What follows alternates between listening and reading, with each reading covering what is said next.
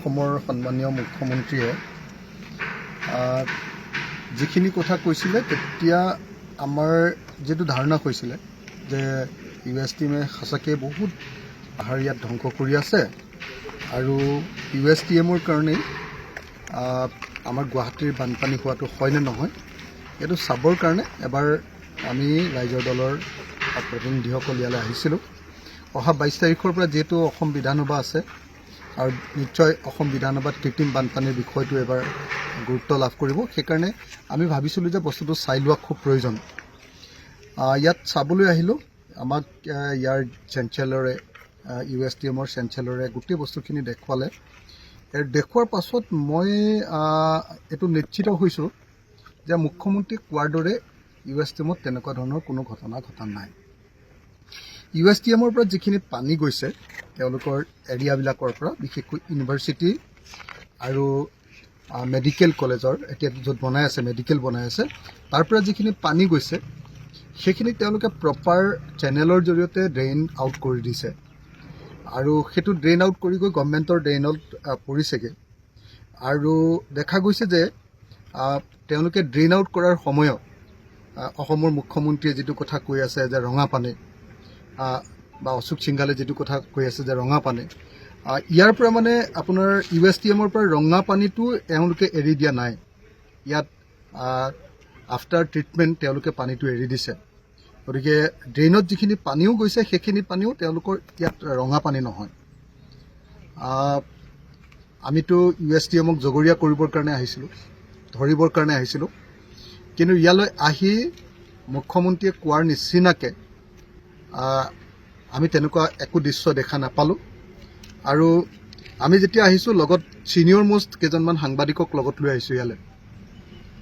অসমৰে সংবাদ জগতৰ কেইজনমান ছিনিয়ৰ মোষ্ট সাংবাদিকক মই লগত লৈ আহিছোঁ। কেমেৰা লৈ অহা নাই, কাৰণ এটা বেলেগ ষ্টেটৰ এইটো কেম্পাছ হয়, গতিকে কেমেৰা লৈ অহা নাই। গোটেই ছিনিয়ৰ সাংবাদিকবিলাক মোৰ লগত যেতিয়া আছে তেখেতসকলে নিজেও মোৰ লগত একেলগতে ইয়াৰ ইউএছ টিএমৰ চেঞ্চেলৰৰ লগত একেলগতে গোটেই বস্তুখিনি চাইছে। আৰু মই ভাবোঁ যে সাংবাদিকসকলো কনভিন্স হৈছে যে মুখ্যমন্ত্ৰীৰ কথাটো মিছা আৰু মুখ্যমন্ত্ৰীয়ে কেৱল প্ৰপগাণ্ডা কৰিবৰ কাৰণেহে এনেকুৱা ধৰণৰ বক্তব্য দাঙি ধৰিছে।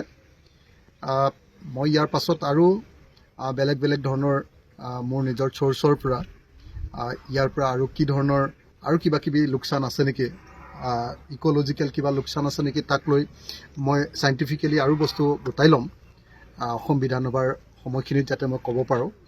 কিন্তু মুখ্যমন্ত্ৰীয়ে কোৱাৰ নিচিনাকৈ ইউএছ টিএমৰ কাৰণে গুৱাহাটীৰ কৃত্ৰিম বানপানী হৈছে এই কথাটো ইউএছ টিএমলৈ ভিতৰলৈ আহি তেখেতে চাবলৈ আহিবলৈ কৈছিলে। আমি চাবলৈ আহিলোঁ, আহি সেইধৰণে মই কনভিন্স হোৱা নাই, মুখ্যমন্ত্ৰীৰ কথামতে কনভিন্স হোৱা নাই, বৰং মুখ্যমন্ত্ৰীৰ কথাটোৰ ঠিক বিপৰীত দৃশ্য এটাহে ইয়াত দেখিবলৈ পাইছোঁ। আৰু সেইকাৰণে আশা কৰিম যে মুখ্যমন্ত্ৰীয়ে আকৌ এবাৰ নিজেই ইয়ালৈ আহিব। ইয়ালৈ আহি দেখিলোঁ যে মুখ্যমন্ত্ৰীয়ে ইয়াত এটা ডাঙৰ বিল্ডিং, শংকৰদেৱ বিল্ডিং বুলি এটা বিল্ডিং তেখেতে নিজেই ইনাগুৰেট কৰিছে। ইয়াৰ যিটো জিমনেছিয়াম সেইটো তেখেতে নিজেই ইনাগুৰেট কৰিছে। ইয়াৰ যিটো অডিটৰিয়াম তালৈও তেওঁ কেইবাবাৰো আহিছে।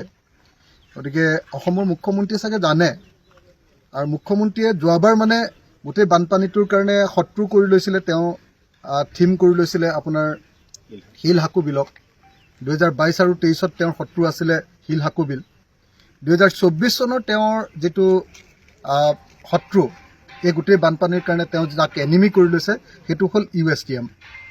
আৰু যিহেতু ইউএছ টিএমৰ মানুহজন ইয়াৰ চেঞ্চেলৰজন এজন সংখ্যালঘু মানুহ, গতিকে ইয়াক তেখেতে জেহাদ নাম দি দিছে, ফ্লাড জেহাদ। তো এইবিলাক অসমৰ মুখ্যমন্ত্ৰীজনৰ এটা সাম্প্ৰদায়িক ঠেক ছেক্টেৰিয়ান কমিউনেল চিন্তা। কিন্তু ডেফিনেটলি ইউএছ টিএমৰ পৰা যিখিনি ক্ষতি হৈছে সেইখিনি কথাও মই বিধানসভাত ক'ম।